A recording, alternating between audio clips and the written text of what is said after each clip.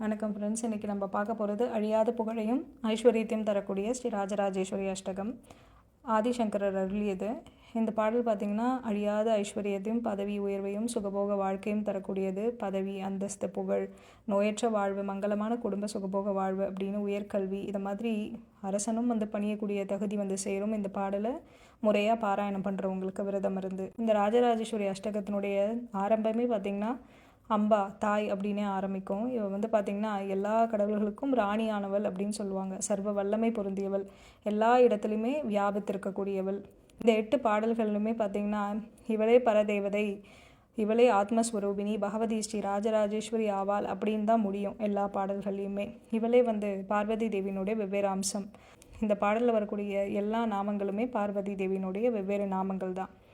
இந்த பாடல் ஸ்ரீ தேவி கருமாரி அம்மனுக்கும் சண்டிகா தேவிக்கும் ரொம்ப பிரியமான ஒரு சோஸ்திரம். இதை பாராயணம் பண்ணி நீங்கள் பயன்பெறணும். நன்றி, வணக்கம்.